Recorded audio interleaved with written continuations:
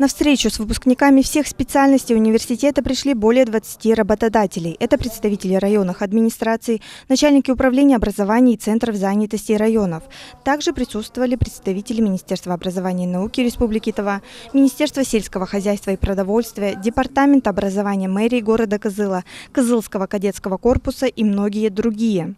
Работодатели предлагали свои вакансии, а для самих студентов это возможность пройти первое собеседование для дальнейшего трудоустройства. У нас есть такая процедура целевое обучение. То есть, если вам нужен специалист, и вы можете его заказать, начиная прямо с первого курса. Вы знаете, что этот человек живет в вашем селе, здесь у него родители, он вернется сюда, вы заключаете с ним целевой договор, и он действительно учится, и потом возвращается к вам и готовым специалистам.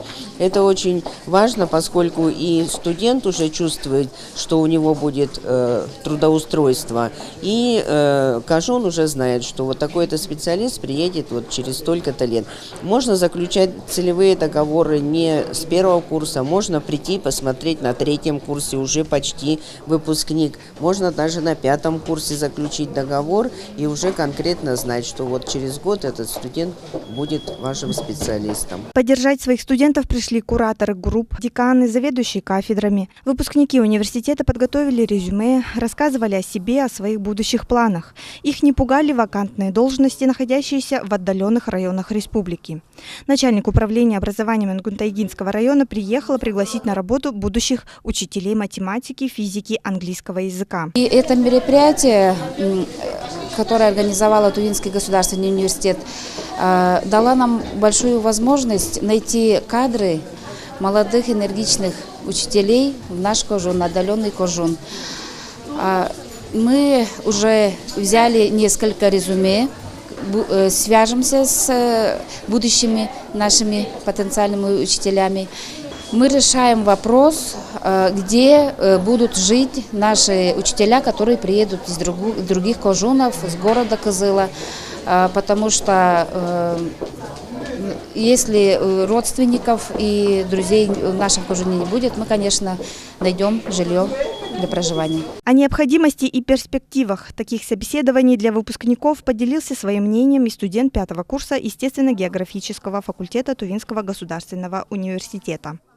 Да, конечно, нужно, потому что в таких комиссиях часто распределяют мою работу, то есть если у тебя проблемы с трудоустройством, то там собраны всякие комиссии с разных регионов, то есть ты можешь им дать свои резюме, и они в любой момент могут принять тебя на работу. Вот как у меня сейчас было, у меня разобрали все мои резюме, 3 резюме, я их раздал, скорее всего, мне потом позвонят насчет работы. Ну а так вот, после работы, после обучения я собираюсь, меня больше привлекает IT-сторона, то есть я хочу учиться на дизайнера, либо программиста, что-то в этом стороне. Некоторые студенты учатся в ТФГУ по целевым направлениям, и у них работодатель известен заранее. Кто-то из выпускников уже имеет гарантийное письмо от работодателя, с которым у него уже есть договоренность. Студент 4-го курса факультета физической культуры и спорта Айхан Сарыглар – многократный чемпион Республики Тыва по футболу и спортивному многоборью. Активное участие принимал в научно-практической конференции в городе Красноярск, где Айхан занял 3-е место в Олимпиаде. Его резюме взяли представители Кызылского кадетского корпуса для дальнейшего трудоустройства. На распределение выпускников мое резюме взял представитель кадетской кафедры. Дальнейшие планы продолжить учиться на магистратуре. Планирую работать на силовых структурах, на судебных приставах. Меня возьмут, то претендую на должность воспитателя физической культуры. Всего распределение выпускников приняли более 500 студентов, и для каждого это большая возможность найти работу своей мечты по своей специальности.